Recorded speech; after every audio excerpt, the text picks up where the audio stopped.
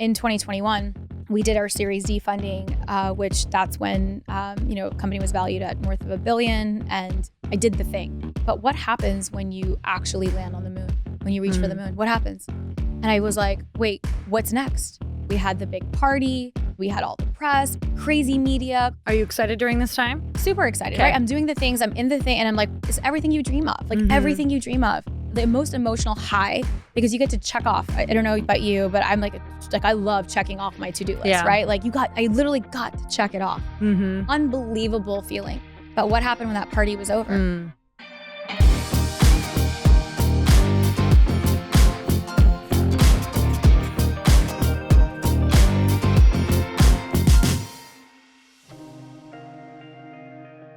Suneera, welcome to the Earn Your Happy podcast. I'm so excited to finally be in person with you. I know. I feel like it's been so overdue. We've been online digital friends for so long. I love your journey. I'm so excited to be here today talking to your audience and finally connecting. We have been kind of just DMing back and forth. And I said I've been tapping on her face, like liking all of her stuff. Because whenever you see another woman out there, and especially just what you've done and, you know, you're blazing trails and you're ahead of me. And it's just like one of those things that you're a woman who, even though you've done so much, especially in a different space, in a space where women are not typically in, it's like when I see somebody like that, I literally can't cheer hard enough because you're making it possible for all of us. Oh my goodness. You're so sweet. And I appreciate the love and I appreciate the cheerleading. And that's what we need as women. We definitely need that cheerleading. It's so difficult.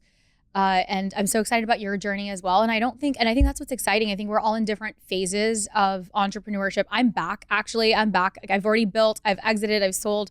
I'm back in startup phase again. And it's the journey it's hard, but it's fun. And it's even more fun when you get to do it alongside people that are incredible. And so it is important to cheer each other on, even if it's from afar, even if it's the double tapping. I feel like I do the same, but it feels incredible. You could feel the love, and I appreciate the love. Double tap, share, and save everyone. Yes, that's the key. It is. It goes such a long way. It does. I think, especially, I feel like people are so stingy with their likes, right? Like people are so stingy because we're busy, right? I mean, I'm stingy. I'm like, we'll go through. And I definitely, like, if I have a human connection with someone, I will go out of my way to make sure, like, we cheer on the people that we know. But I also think that it's important to cheer on people that we don't know. Yeah. Right? Because they need it too. And there's definitely, entrepreneurship is the hardest job that there is. And so just be, I think receiving kindness and then giving kindness. And I think social it's so hard, right? Social is so hard. And so if we can take that 2 seconds and double tap and engage and like, and just that 1 second, it goes a long way, I think. Yeah. It's crazy. I totally agree. I was just thinking about, as you scroll past people or, someone who just got started or, someone who just had an event, I'm a lot in the event space. And I always think where you could just scroll past because maybe you don't know them. I think about the times when I had my first event and what it would mean to me from someone who's maybe ahead to just put one little comment. It can be the thing that could keep somebody going, oh yeah, this is why I do that. Or, oh my God, somebody saw, all the hard work that I put in. It takes that 1 second. I know we can't do it to everybody, but when you have that in your head of, oh my, it's a weird spot to be where you're like, whoa, I could actually make a difference with one comment on somebody's stuff. That's a huge thing. Okay. So you had said something where you exited $1 billion company. That's crazy. I mean, the amount of people who can say that in the world, women. Especially women, I'm like, I could count them on fingers and toes. Like, that's insane. And we're going to talk today not only about what mindset that takes to get there, but also you said something crazy that you came back for more. You came back to do it again. I did. So I want to chat about, what you would do differently this time, what kind of mindset you had in the beginning to even get there, but what things you're really changing on the second time around. So first, for everybody, just talk a little bit about that first company, and then I'm going to dig into the mindset pieces of that. Oh my goodness. It is crazy.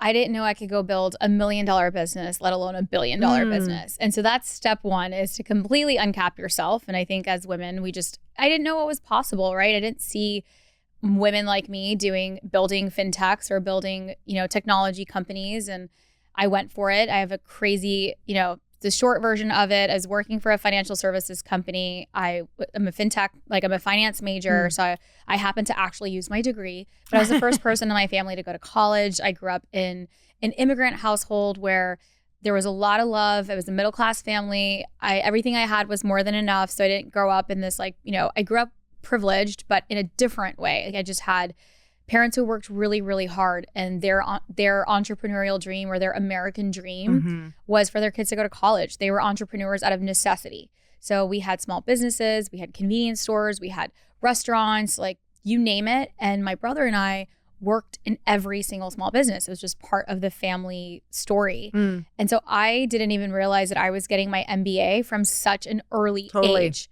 right? And conversations at the dinner table, we had dinner every night. We had a very traditional, family value system of, sitting at the dinner table and having conversations. And I look back at those and I'm so grateful for being part of the dialogue, having a voice at that table, when things were hard, even though as a kid I couldn't fully understand, but I felt like my opinion mattered and my voice mattered, even, at an early age. From both your mom and dad? From both my mom and dad. And I think it's so important, especially as girls. And I have two girls. I have an 8-year-old and a 5-year-old. They're the loves of my life. And I look back at how I've been able to champion the things that I've been able to champion in industries that there's no women. Their voices are not heard. And that's true for most women. Our voices are not heard in industries. But I look back at that little girl, and I think because my voice was heard at the table, I think a part of me felt like I could use my voice. And so I do think it's really important that we incorporate, in parenting for those that, have kids, incorporate your kids in that. Those are things that I remember that, we were part of it. And so I got to see a lot. What were some things, or what, just for anyone who has kids right now, what are some things that were even said at the dinner table, or do you tangible that you do with your kids now? Yeah, absolutely. I think that having conversations, and not just how was school, or, what did you learn today? It was, we were talking about if there was any challenges at my dad's store, or if there was an employee, we were talking about employee, we were chit-chatting earlier, we were talking about some team stuff. But my parents would be like, well, what do you think? Right? And then that's an interesting, we were always taught to find solutions. It was a very here's a challenge. What would you do about it? How do you think we should incorporate that? And with my kids today, I feel like we have, our dialogues usually start with, what was the best part of your day where one of us none of us were around. So usually it's if I'm with my girls, they'll say something about me or I'll say something about them. So what was their favorite part of the day that none of us experienced? So it forces them to think, okay, what was that favorite part? And then what was the hardest part of the day? What was it, did you fail at something today? And I think failure was also okay. So talking about failures, and I got to see my parents fail a lot. And there's parts of it that I would say you don't want to be overexposed, because I do think that there were things that, I wouldn't change any of it, but, I was part of the dialogue, and it was my voice mattered. And so I do think that was a big part of how I think about raising my kids today. But we grew up in a great family environment. My brother and I were really close. We went to 10 different schools in 12 years, which is a big part of our story. So my parents were always on the pursuit of the next thing. And because it was the next business, it was the next, and those are things that I didn't love, right? So there were parts of my story that, we moved around so much. I had to be at, we're going to go into inner child stuff already. Oh my goodness. Mindset, right? But a huge part of my mindset is I always felt like I never had a seat at the table, because every school I attended, I was new, and I was different. And I grew up in Dallas, Texas. And so, and so I'm going on Friday. Yeah. I loved Dallas. Go Cowboys. And so I just felt like I never had a seat at the table. And that's a huge part of what has made of my story. And so I'm always fighting for, not only for me to have a seat at the table, but I'm always trying to ensure that everybody has a seat at the table. And that's translated the way that I operate my teams. That's translated into the businesses that I've built. It's always been about equitable inclusion. And that is something that now I'm putting together as an adult, thinking back about my childhood, but it's always been about having a seat at the table. I never had one. And it was difficult, but it also made me, I wouldn't change it. It's made me who I am today. And so I went to University of Florida, got the degree in finance and marketing, worked for corporate and in financial services. Again, like I saw things, I saw, small businesses firsthand, and payments was something that was the critical part of the business journey. And I saw a need in the marketplace. I saw technology coming into the marketplace. Square was doing something exciting with in-person payments. Stripe was doing something great about, digital transactions on like the back end. Nobody was bridging the gap for businesses that needed both card present, card not present. I had this wonderful idea to go bridge it. I took it back to my bosses. I had zero desire to be an entrepreneur. And they, looked at me as, little girl, great idea. But like, do you know what that would take? Yeah. Or like, do you know what that would take? Not even like there, it's not possible, right? Like what you're trying to set out to do, you can't do it. And what makes you think that you can do it? And what makes you think that we're going to do it? And so it was just it was like a wake up call of, looking around, and they were right. How could I do it? There's no women in the organization at the leadership table. Every woman that worked in the company was either in an administrative position or in customer support. And I didn't have any champions. And to be fair, they weren't wrong. I was 25 years old, right? So I had all these big ideas. And so I came back home to Orlando, and that's where we had moved at that, post-college. And I was at the dinner table, and I'm sharing this experience with my family, and my dad looks to me and he's like, well, why don't you go start the company? And I'm like, where do I go find Mr. Visa? Like, how do I go start a FinTech? And that was it. That was like the first time that it even crossed my mind that it could, why wouldn't I do it? I took the idea back to my team. I was a reluctant entrepreneur. And so I quit my job and started the company, found Mr. Visa, found MasterCard, found American Express, did all the things.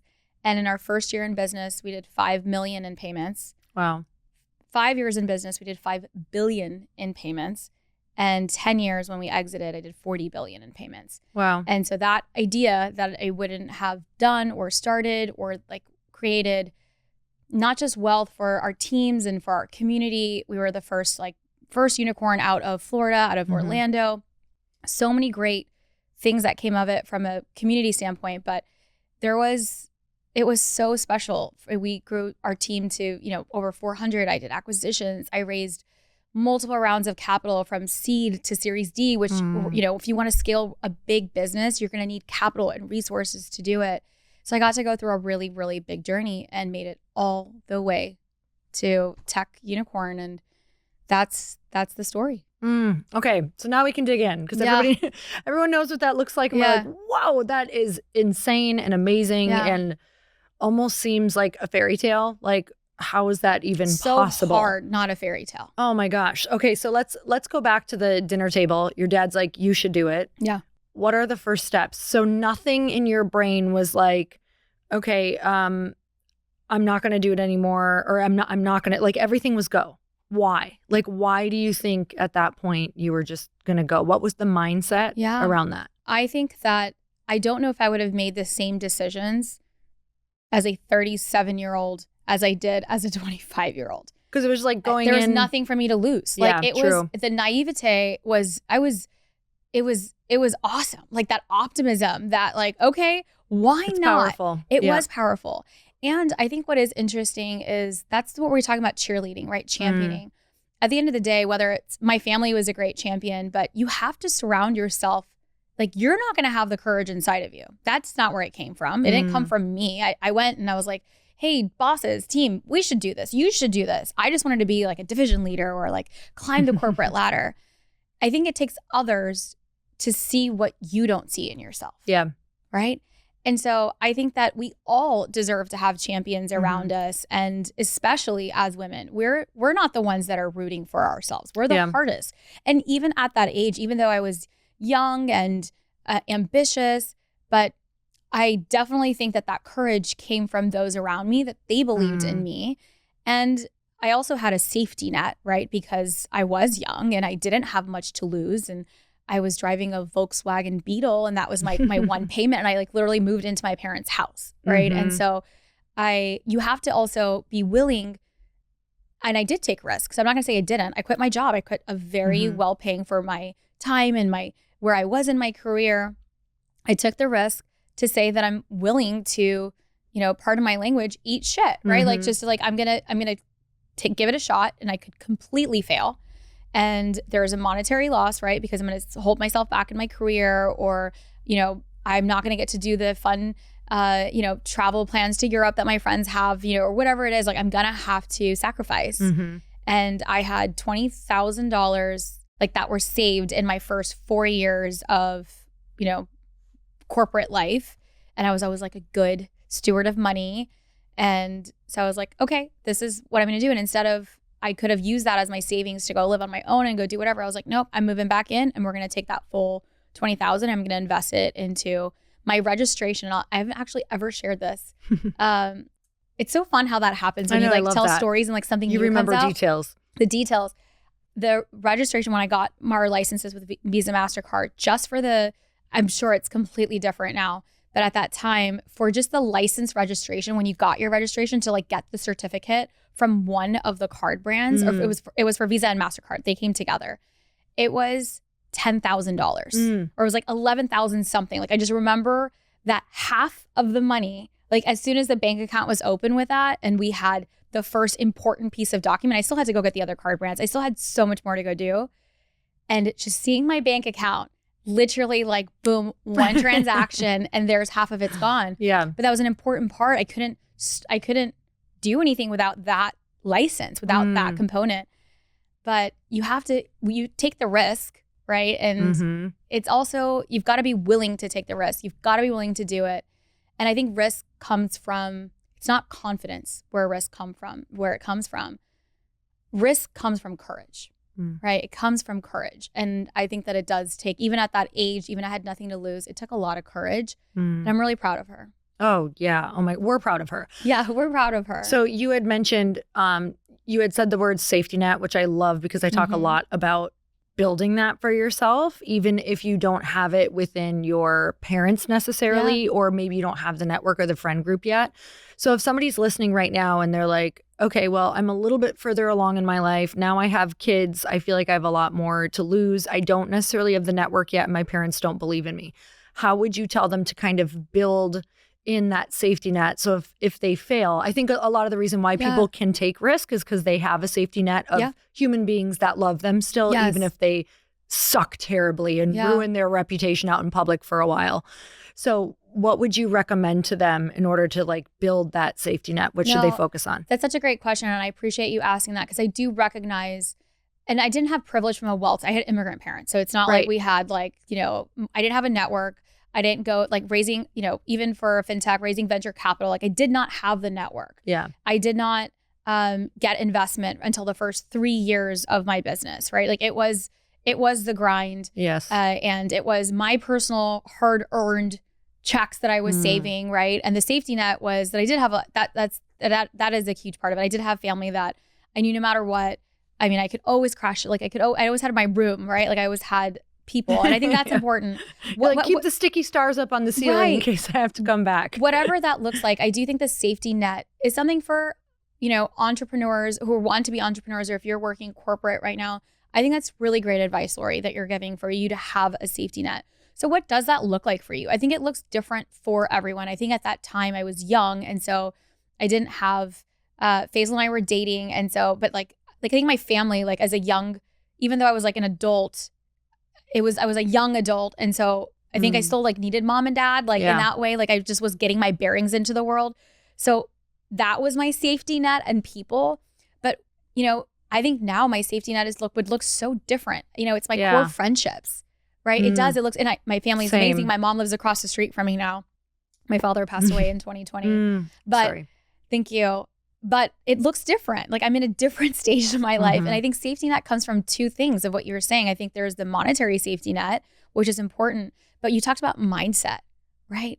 What is a safety net, right? It's a place that you can go that you feel protected. You feel safe. You feel it's okay. You feel like you've got a place to go, right? That doesn't necessarily mean a roof over your head. It doesn't necessarily mean, it means people that won't be disappointed in you, that will cheer Totally. you on. And so I do think that it's important for you to think about where you are in your life, in your corporate path or in your early entrepreneurship path. And that's why I believe in having a network, like building your network as early as you can.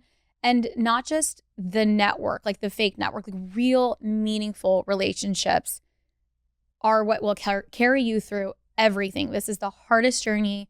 And I'm not shy about saying it. It is the hardest decision. You are crazy for making this decision to be an entrepreneur. You are absolutely nuts. We all, as entrepreneurs who are listening right now, are like, I wish I went back to my corporate position and had that 9 to 5 and had that steady paycheck and could turn off. Right? What is it saying that you like? You leave the 9 to 5 to work 24/7, right? Totally. Like that's what it is. It's so hard. So the safety net, I think, looks more, it's not just about the money, right? I think it's about the community, the people. And if at a different stage in my life, right? So now if I had kids and I was doing it, there's no shot I'm risking their future. I will risk my future all day long. All day long, I could take a bet for making decisions for me. And that maybe has come, a little bit more natural to me. But for my kids, there's no shot I'm risking anything for them. So I do think that if I were to do it, and I'm doing it all over again, but I come from a different place where I'm not risking their future. And so if you do have that fear of risk, fear is normal, right? We all fear failure. We all fear failure. Totally. We all do. That's normal. Like we want to Daily. succeed. Daily. We feel like, and it's hard. But what will make you feel, I would ask yourself, like, what would make me feel comfortable, right? So it's not risking it all. You have to take some risk. Scared money doesn't make money, period. So we've got to take some risk. And that risk, I have to also weigh what's going to be, if I don't take the risk, is it better for my kids' future? Is it better for me? So there are things that you should be, it's not all or nothing. Everything isn't black and white. And so do what makes you feel, I wouldn't say comfortable, but decide what that is, with that level of risk you're willing to take. And then you've got to jump. There's a point that you've got to jump. And I've seen entrepreneurs for so long that have incredible, like in a great way. Now you can start a business. We're in 2024. You can start a business. Like the easiest it's ever been to start a business. You can start a business in 24 hours, get everything set up. Technology is so incredible. So you don't really have much to risk besides your time. And then you can sacrifice that time. You can put the resources in. But it comes to the point where once you start seeing that traction, you've got to make the plunge. You've got to, and I've seen entrepreneurs, especially female entrepreneurs, where they have the most amazing side hustles and the businesses are growing, but they're just not willing to go. You're not going to then see it, right? You've already like measured the risk a little bit. So you're not going in blindly. You've started the thing. You're getting the traction. You're validating the stuff. That's awesome.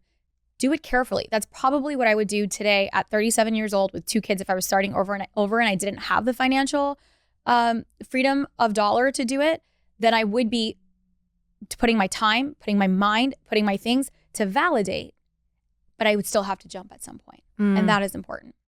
So I love that you talked about that, because that truly, everything that you just said is based on a belief system that whether you fail or not, you'll be okay.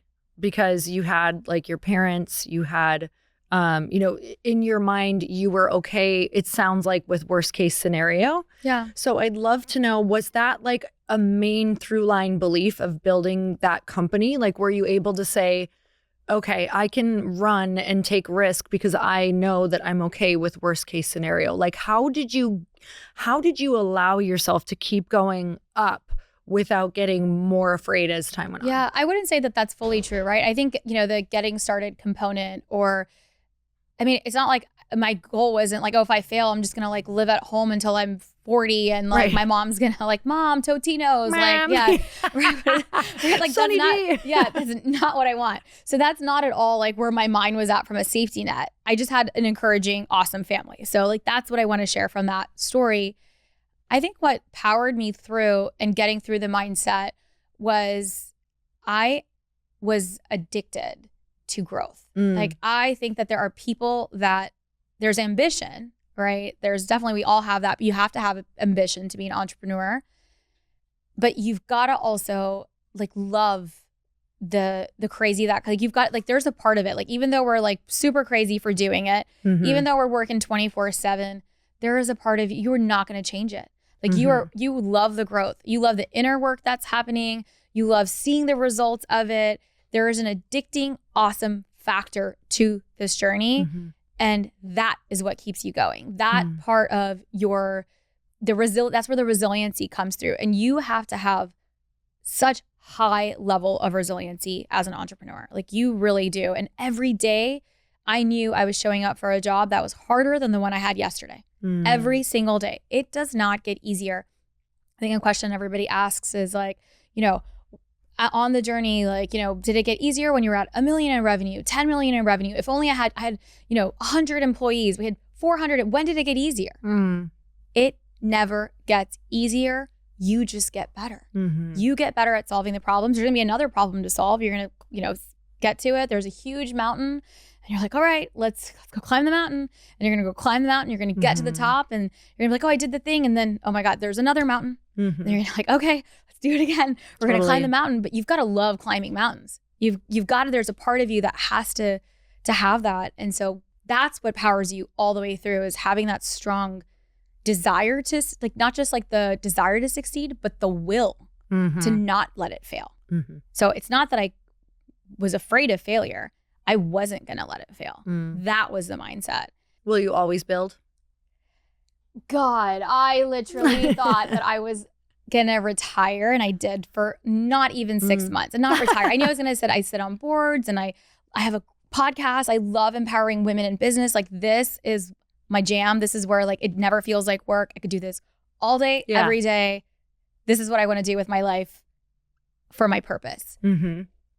And there is something about solving problems. And after I exited the company, which we built this amazing, incredible, payment solution, and it was great, but it was still, I lost the connection to the why. It was always about my people. Like, it was first about the small business. We solved this problem. Then we were serving enterprise clients, and it started becoming different, right? Like, it just, I was losing that. It just started becoming, I became the corporate that I left, right? With the amount of employees, the acquisitions, the growth, that was great. But then you start losing, like, when I'm not connected to that purpose. So that was a huge part of what was happening for me. And I was just part of, like, when you have a goal, this is what happens to most entrepreneurs, is like, we're setting the goal. And then before we even get to the goal, you raise the bar, right? Then you're starting to get to the goal, and you raise the bar, and you raise the bar. And growth is great, but not knowing where you want to go, that isn't great. And so I did feel like I was surrounded by, when success was happening, I was in such a boys' club, and I was letting everyone else define success for me versus ever asking myself, like, when is it enough? Explain that a little bit, because I totally resonate with that. Were you just in your meetings and people were like, this is what we should do and this is the direction? Okay, but you never were checking in. I wasn't checking in. I didn't make the time to check in, right? This is the mindset piece. I was so busy, and heads down, we're all so busy, right? We're so busy. Our lives are, and at this rate of where technology is today, society is today, social media, like, everyone is busy. It used to be where just, like, the important people are busy, or CEOs, everyone is super busy. Yeah. And so I just never made the time to really check in. I was just getting up, doing the grind. And I was a young mom, so I was a new mother. So my company was, born first, and then Mila was born. And it was hard. It was hard being a new mom. It was hard, being pregnant and doing the things. It was hard fundraising while pregnant. It was all the things that I wanted to have.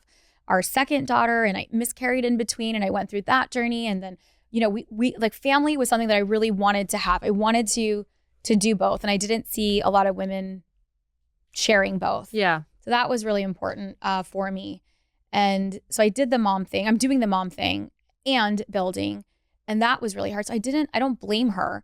I didn't have the tools or the time or the, to take care of myself first. Yeah. I was pouring into this company, and I was pouring into my new family, my girls. And I wouldn't change any of that, right? I wouldn't change any of that, but I didn't take the time to pour into myself. And so I didn't have the conversations. I didn't do the inner work. I didn't take care of my body. I was just going, and I was so exhausted. I was so burnt out. And when you're in that, you're in this mental state of like, you're an autopilot. And so I literally feel like there were years of my life that I was on autopilot during that company, where it was the grind, it was the work, it was the conferences, it was the meetings, it was going back, and it was the kids, and it was that like my family, and like that was it. Yeah. I didn't look up. And that Suneera, which I'm so grateful for, because she kept putting I didn't give up.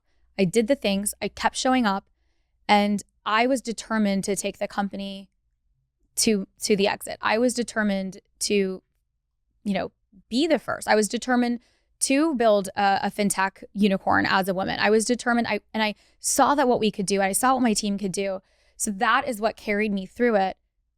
But I never looked inside. And it was not until I think it was 2021. So we sold the company in 2020. We sold to private equity. So there's so many kinds of exits, and we could talk about, I love anybody needs any business like resources. And I think every woman, as we're building, we should be thinking about the exit in mind. And so we should, whether that means you're going to, give it to your kid company, to your kids, or you're going to sell the business, we need to be building enterprise value for our businesses from day one for another show. But in 2020, I exited the company to private equity, and we did a majority buy, which meant that they came in, they bought 75% of the business. Okay. And so I was no longer the owner of the company, right? So even though I had done venture capital, like I was just a shareholder, right? Yeah. And I was an employee of the group. Majority. And then the next, within the next year, we took it from 220 million in value to $1 billion in value. We did multiple acquisitions. Wow, in a year. In 18 months, super fast. And we took the company, it was like 60 million in revenue to over 120 million in revenues. We like doubled again. So we were like Inc. 500, Inc. 5,000, like 8 times, like the most record amount of like fast growth. But at that, in 2021, we did our Series D funding, which that's when, company was valued at north of $1 billion. And it was everything that I could have ever, I did the thing. But what happens when you actually land on the moon? When you reach for the moon, what happens? And I was like, wait, what's next? Like what? And I finally got a chance to look up. We had the big party, everybody, celebrated. We had all the press. We had 3 weeks, 2 weeks, whatever, crazy media, that was it. Are you excited during this time? Super excited, right? I'm doing the things, I'm in the thing, and I'm like, wow, it's here. And I'm just like, everyone wants to talk, and it's everything you dream of, everything you dream of. It was the most emotional high, because you get to check off. I don't know about you, but I'm I love checking off my to-do list, right? I literally got to check it off. Unbelievable feeling. Not just for myself, my team, right? Like there is so much in that. Building a team is the hardest thing you'll do. Also for another day, so hard. But to see us all do something incredible together, it was amazing. But what happened when that party was over? It was empty. It was like back to the grind. Here's the next plan, going from, 1.1 billion to 1.7 to the next round to the next thing. And that was like my wake up call, was like when it died, when I finally got, I think great things happen in silence. We're so busy. We're moving all the time. I think this can be applicable to us even in our day to day. I got to sit in silence when everything was calm and really ask myself, like, what is next? Is this what I really want to do? And so, I took some time and, took my family. We did our first 4-week-long vacation to Europe, which I never had a chance to do, and really just reflected with my girls, with my spouse, with what we really want to do in life. And that was it. I came back and I knew that I didn't want to go back. And I had obligations, and I love my company, and I was still a huge shareholder of the company and the biggest champion of the company. But it was time it had been a decade, right? And it's okay. You can move on from things too. Because I'm not a quitter, right? I'm going to keep going. But I didn't quit. I completed my task. I did what I needed to do. And now it was time for me to really check in to say, instead of doing what, everyone says I should do, it's what I wanted to do. And so it was the toughest decision of my life. And it's the best decision I ever made. And from there, I got an opportunity to have a succession plan, exit the company, and take time to say what I wanted to do next, right? And 6 months later, it was like the founding team was like back again, my brother. So I get to work with my brother. I don't know if I got to share that, but so that childhood, that crazy, him and I were co-founders, and he's like, itching, dying to start something again. And it was this time around, if I'm going to do something, what can I use my knowledge, my resources, everything that I know to go solve? And what are the biggest problems that we can go solve? And I wanted to go focused on the, femme entrepreneurship space. Like, this is what I love. I can make purpose out of my life with this. I don't need any more financial freedom. Like, I'm really happy with everything. I want, I have freedom of dollar. I want freedom of time. I got freedom of time. I want freedom of impact. That's my freedom formula. Those are the three things. And Sal goes to me and he's like, Michael Jordan, can I swear here? Oh yeah. He goes, Michael Jordan can go play baseball, and he's going to go get endorsements, and he's an incredible athlete. So he's going to be able to play, he's going to just, whatever the game is, he's going to pick it up. He's going to do fantastic because he's Michael Jordan.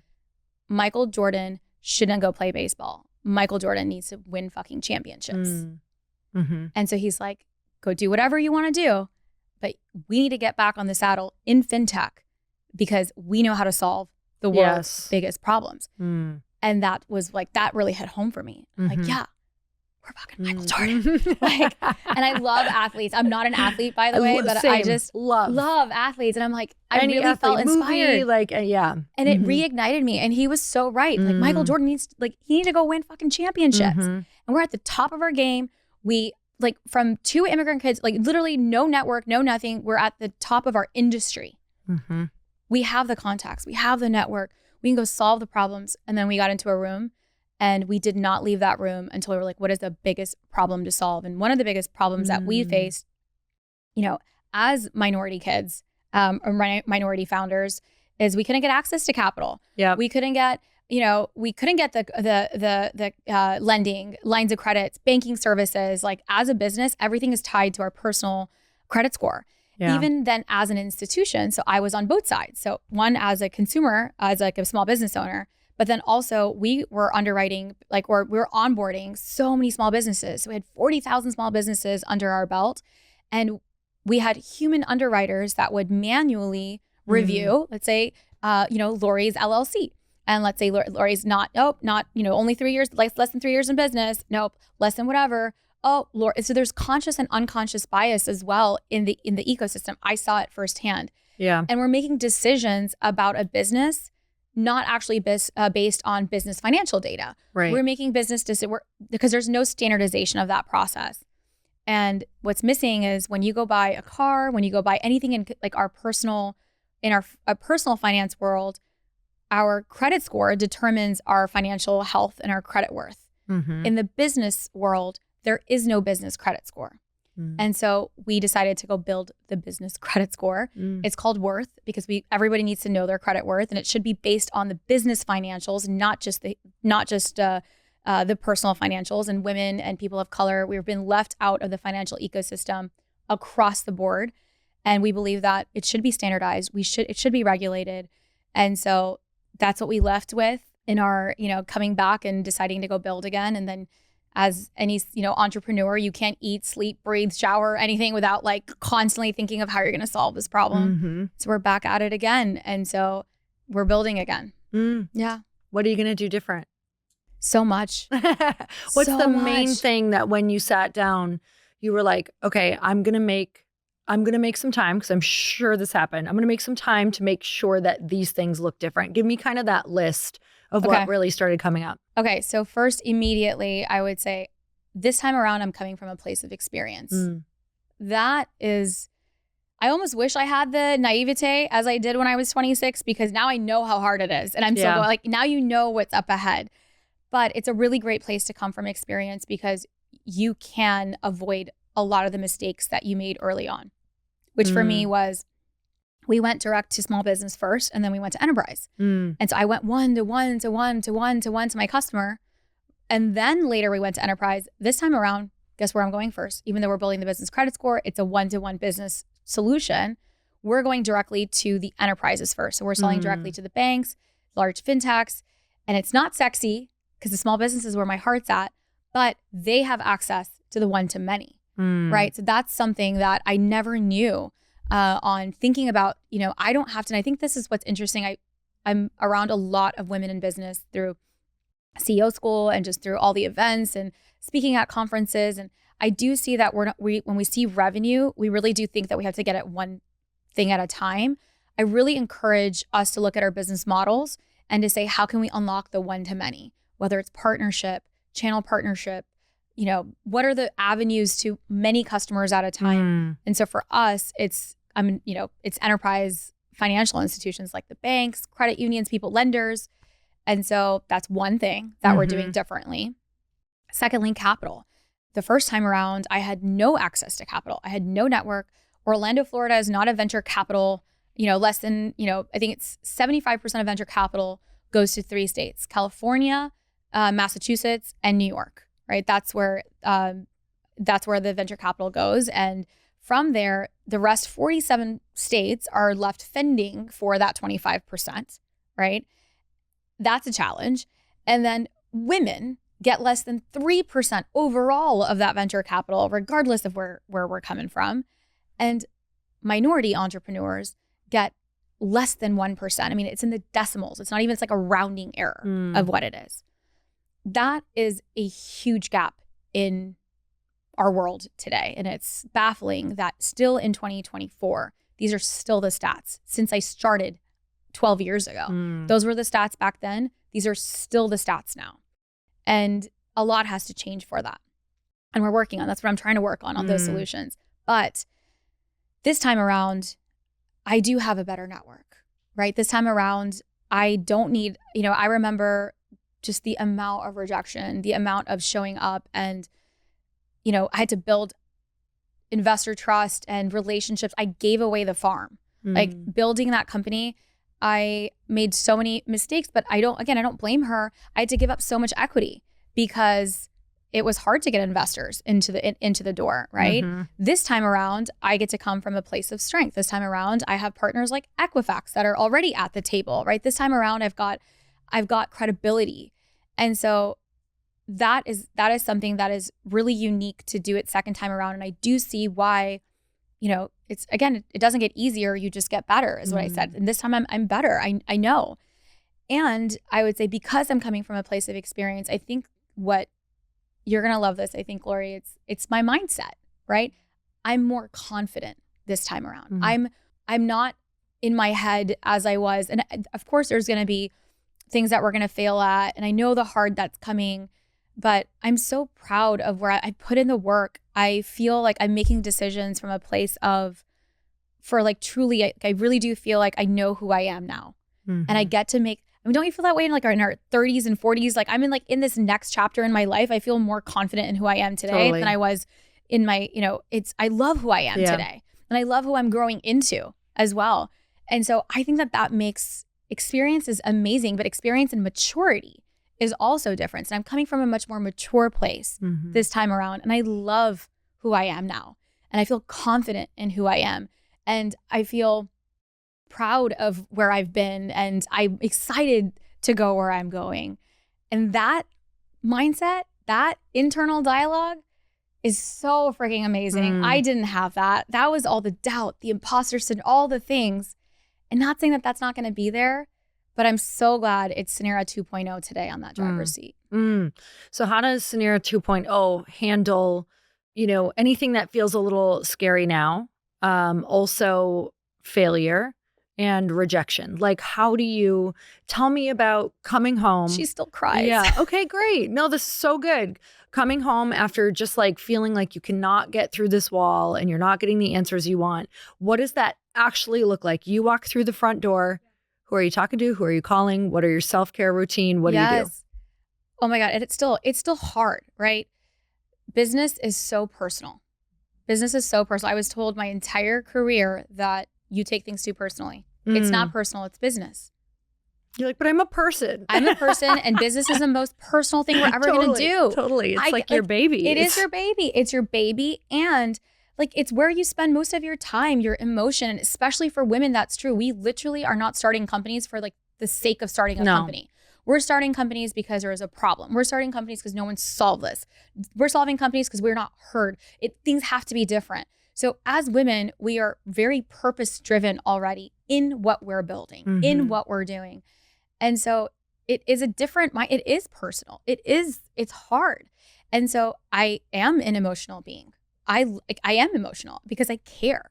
And I have learned to probably better manage and have tools towards that. So I don't internalize it for too long. I think those are the differences. Whereas maybe I would take it and let's say it's a team challenge or an employee challenge or, not getting a contract, right? I didn't actually like even if it's like we didn't get a contract and I'm like, wow, I don't remember like not winning at something for a really long time recently, right? Yeah. Like we win. But it's good. You have to fall. Otherwise, like, it's just part of the journey. Like, if that's where I'm going to fail, like, that's where I'm going to fall, I'd rather take that fall all day than like big life falls, right? Like, I do believe that like life has its energy. It's grounding, it's humbling. And so the tools and the mindset in order for me to see it this way now, I still cry. And that's okay. Like I have people that I go to now. So I've got what was different for me in the first journey is I think I tried really hard to go to my core friends and I have this amazing group of core friends, which are all flying into LA. We're in LA right now. They're all flying. It's my birthday. It's my birthday week this week. And we're going to Napa tomorrow. Oh my God. Yes. And so it's like 2 Dreamy. days. Yeah. We have like, everyone's so swamped and they're all coming for like, we're literally going to be together for like 40 hours. Like it's so that's quick. the perfect spot. And so we're all meeting. I'm so excited. So I have this core group of friends who always keep me grounded. They don't care about my awards. They don't care about fortunes. They don't care where I just spoke. They don't care about Forbes. They don't care about the accolades. They care about me. And they know me and they check me and they check my ego. They check the things. And I have that group of girlfriends. That is a huge part of that. But I love them for that. And they are not my business tribe. Okay. Because they are some of them. And they're all successful in their own ways. We've got moms, we've got corporate, I've got my friends who are corporate executives, like some of us are entrepreneurs. And so we're all in different paths in our lives. And in the first part of my journey, I felt like I would go to them to be like, oh my God, you don't understand. Like, this is what's happening. And like, nobody gets this. Like, they don't get how hard it is. They don't get and I put a lot of pressure on this one space that I would go to. And that's not fair.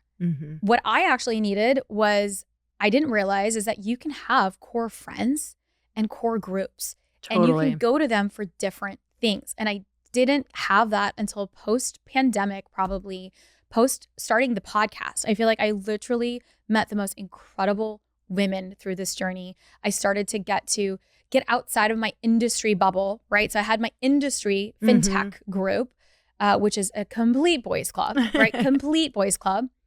And I can show up and I do the things and we are trying to bring more women into that space. And then I have my core friends who check me in life. And I needed that. I needed the energy of femme entrepreneurs. I needed the energy from women. I never got that from a business standpoint. And when I got that, I feel like it unlocked a different room for me. I felt like I found a space that I could also cry with, that I could also share life with, but that also were, going through the same struggles and hurdles and understood, like they were also ambitious. They were also risking a lot on their lines and on their businesses. And they also had their like mortgages at risk for their business. And it was a different table. And I'm so glad that I got an opportunity to start cultivating that network. And I mean, that was game changer. And how did you find it? Like, how was it? I know it's pieced together. Yeah. But what were some of the pieces that really helped you find showing them? up, right? I think that, again, going back to being too busy, 100% your network is your net worth, period. And, one of my mentors, she gave me the best advice in my career early on. And I understood it. I feel like I've been able to do this, but she said that the number one thing that people collect coins, people collect sports things, memorabilia, guys collect cars, the works. Shoes, we collect shoes. I collect shoes. I collect handbags. The most important thing that you can collect in life are relationships. Relationships, it's not about I think that the world is so transactional. Mm-hmm. How do we actually build upon that meaningful? Like, how do we actually just like collect meaningful relationships that you can add to your network? So not just meeting a bunch of people, but actually sitting down to say, hey, I really want to cultivate this relationship. And that takes time. Mm-hmm. And so to spend time with people and just like every year, pick and choose from your different networks 2 people that you're going to invest time into to build that network. And then it goes from 2 to 4. So every time I go to a conference, every time I go into a room, I'm always looking for not just my network to meet people. And that's one part of it. But how do I go form like meaningful relationships? And the way that I was able to do that was by getting out of the screen and getting into rooms. Mm-hmm. And that's important. I think that we want all the things, but we're not willing to actually show up for it. And then when we're willing to show up for it, we expect like we're not this like that we're better than, but it's like, it's so busy, it's so full. We're like, what do you need from me? What do I need from you? What do you need from me? Like, it's so transactional. Show up without an ask. Yeah. Show up to just meet and just like build relationships. And I will say that mindset, when that shifted for me, I've been able to bridge all of these, and I have the most incredible network. I think that my superpower is connecting. I'm 1 degree away from any single person that I want to meet in the world. I really, like anyone, I've been in every single room. I went to the White House twice last year. Like I've been able to do the most incredible things. And it didn't come from that one thing. It didn't come from this one. It came from that thing that I did 7 years ago that I met this one person that we then met up and then did this other game. It's the long game. And you have to be planting those seeds. But I didn't have that intention in mind. Right. It's just you go with it. You say yes, you show up, you check in, and it's not transactional. And I think that the world will be a much different place if we remove that. And I think it's not our faults as well. So I want to give us all grace. It's so busy, right? And we've become this on-demand economy, but we're training ourselves, we're training our teams, we're training our children to be in this world of chaos and on-demand everything. We're not taking the time to actually slow down and to build together. And that only comes from kindness and true, like not asking for anything, just truly being there and just being a friend and giving love and cheering people on genuinely. And that was it. So that was where it really shifted. And I'm super grateful for that shift. And that's something that I really do encourage everyone to really think about. Tell me about some of the rooms that you go into, because if people are like, where are these rooms? What is it? So tell me about some of the rooms where people can like find them, anywhere throughout the US, or did you have to travel? Did you have to invest into some? And before you go in the rooms, like what sort of, did you ever get nervous? Were you ever, you know what I mean? So share that. Great questions. I think that there are so many ways to get into the rooms. I think it's first identifying where you want to go. So you always I do believe that it's important to surround yourself with both peers and people that are 5 steps ahead of you. Yeah. Right. So I think both are important. I think I've seen where you're always just trying to chase and you're that's important to be around people that are 5 steps ahead of you. And that's going to add so much benefit. But you also need those peers that are going through it so you can pick up the phone and be like, what are you paying for this? What is this contract? Who are you using? Like, we need that too, right? And so I think both rooms are important.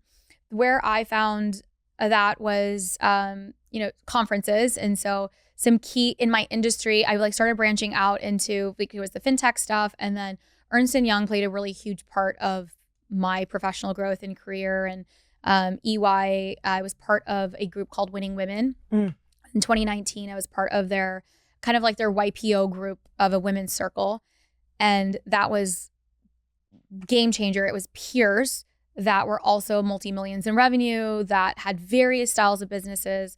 And then from there, someone had another network. And then when I started the podcast, the online space, just connecting with women through social media. That's how you and I have been connected, and just truly connecting with them and meeting at the most incredible places, like at events, right? So actually being at, events with each other and supporting each other. Like every time I go, even an event that I can think of, the Female Founder Collective, like going to New York and doing their Female Founder Day was super great, and just showing up in those rooms, showing up at South by Southwest and Going to South by Southwest I went for the Inc. event, but then Jacqueline Johnson, who was having a Create and Cultivate event and a Cherub event, like I went to that event. And so we're just like always showing up in different ways in different spaces. I've definitely been part of masterminds as well. And so I had an opportunity to be in a mastermind in 2020. It was like my first time ever being in something like that. And it was scary and cool. And I got to meet some of the most, like literally I got into be in the room with the most incredible digital entrepreneurs. Amy Porterfield and Jasmine Starr, Sophia Amoroso. We were in like a tiny group together. It was so fun, so beautiful. I've never been invited to a space like that. And from there, it was another network and another network.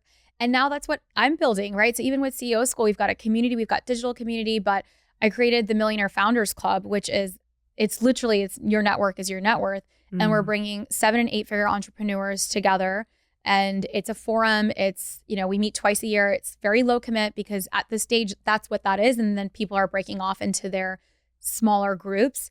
But building my own network, and I just show up. Like I just say yes and I show up, and I'm coming back for LA Tech Week for cool stuff. Like I'm just always doing the things, and it takes time.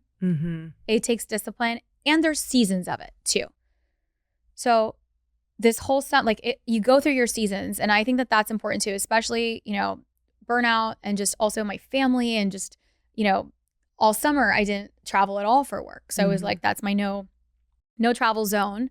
And then now I'm back. Right now I'm in the fall. We're doing podcast. I'm at, like every week I was at a dinner last week for Goldman Sachs in New York.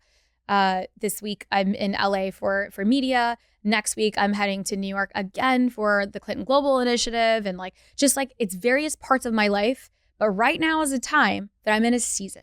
I'm in a season of yes, and it's gonna suck. Travel sucks. It ruins the routines and the things, and it's hard. It's super hard.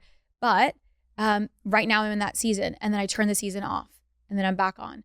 And so I found my way to kind of ebb and flow through it. You also don't want to just, businesses aren't built by just being out of your business as well. So I've seen those styles of entrepreneurs that are everywhere, but then they're not actually focused on building their business. You've got to execute, so you've got to work on the business every day and find pockets to build a network, to give back. None of these places, I have no ask anywhere. No ask, just going and showing up, and it's leading to the next thing, to the next thing. So I'm back in building, and therefore I have to recultivate that network. So that's what's worked for me. What's worked for you? That. Yeah? That? Okay. That's literally my whole story, is getting into rooms with people who know more than I do, and just showing up and entering the room as, I think in the beginning when we enter those rooms, it's really like, who's got what I need? Who's got what I need when we're new at it, right? Yeah. It's because that's what you think it's for. That's kind of what you hear. And then you start to realize, you enter the rooms and you're like, how could I help them? How could I help them? How could I help them? And, people that you're strategic with, or that you like really feel a connection with, and like sticking with that. And I think that that's been one of the biggest things, is I have a list of women in my head, and they rotate through the years, but I'm always thinking, what is she up to? How could I help her? Who does she need? Like, who should I intro her to? And that is just like that's boomerang energy. It's just boomerang energy. It's so great. So that's been a key. Isn't it so crazy of all of like the things that you like, it's, you give and you receive. Like it's literally, you are what you give, you receive what you get. Like it is truly, the world goes around. It's so true. It applies so much, not just to the day-to-day, but I do believe that business is life. Like it is what that is. And you apply the same human philosophies to it. Totally. And magic happens. It's relationships. Yeah. It's like, you can't get business done without humans, and humans desire relationships. So it's all relational, whether some of it's transactional and some of it's really real. But truly, at the end of the day, it's just the most massive personal development, relationship building thing you'll ever do. So I'm so grateful for you. You are so generous with just everything, sharing everything, and being super just real and honest about the whole journey. And I'm so grateful that you are looking back and bringing everybody with you and taking us along on your new one, because I also think that's so powerful for women to be able to talk about where they're at right now, especially the second build, because I do know that there's a lot of like expectation and pressure and so many things that can come with that. Oh my God. Yes. Let's talk about that for a hot second, because it's easier in so many ways the second time around, but I've already built I've done the thing. And so you can't just come out of the gate. Like there's an expectation of product. There's an expectation of brand. There is an expectation that's set once you've set the bar. Yeah. And that's a lot of pressure too. Yeah. And so delivering upon that and still having to go through the weeds of everything. Like right now, even though we've got resources, we've done the things, we don't have an unlimited, we're still a startup. So I can't operate from just like, a different pocketbook. I've got to operate from the startup pocketbook. We've got to make the startup successful. And I forget how hard it is. And there's so many things that have also changed. Like the world is, marketing landscape is constantly evolving and changing. The people environment is constantly evolving and changing. There's so much that's different. Mm-hmm. And so I'm, rolling up my sleeves. I'm very excited to build again. It's also hard again to build. And I've got lots of great, I feel like it's going to be successful because I've got the right tools now to go to do it again. But I'm also okay. Like I'm this time around, I'm like really just wanting to go for it. Like I want to take bigger risk. I took a lot of risk last time, but I'm just like, I want to go play in a different, I could see it, and I'm just taking a lot more risk this time and playing a little bit bigger. But it's harder in a different way the second time around. So I'm feeling that the second one it's not that it's easy. It's different. Yeah. And hopefully I get to, share what I'm working on. And that's what I, try to do transparently on social and everything. So, here's what I'm doing. This is not working. This is working. And I think we can really help each other that way. Yeah, I think that's what we all need is like people to be sharing more. Yeah. More of that so that we can know on our hard days. So thank you so much for coming on. I'm so grateful for you. What can we help you with? What would your ask be if you could ask anything? That's so sweet. Okay, so the ask is just follow along on social, right? So follow along. I'd love if you're a small business owner or if you're a business listening, go to WordScore. We'll link it into the show notes and just go sign up for the wait list for when the credit score comes out. It's going to be amazing. I need champions to beta test to go do it. So, my goal is to have a 10,000 beta, and I want it to be, in my mind, I see just all women that are there that are doing it. And I haven't actually said that out loud. And so I'd love for you to sign up for the WordScore beta. I'd love for you to, tune into the podcast as well. We're going to have Lori on here shortly, and just follow along and cheer me on and share what's working, share what's not. I'm here as a resource, and come join me at our table. Amazing. Yeah. Well, we'll have that all linked up. So if you guys want to go check that out, you just have to scroll through the little show notes at the bottom. Yes. If you just go to Suneera Madhani on social, it's on my link tree. So everything that I've said is all there. So just go follow on social, and then everything will be linked up. Amazing. You guys, so sweet, if you love this podcast, make sure you share it with a friend and go follow her. Don't just listen, go follow so that you truly can get all of the behind the scenes. And until next time, earn your happy. Bye, everyone.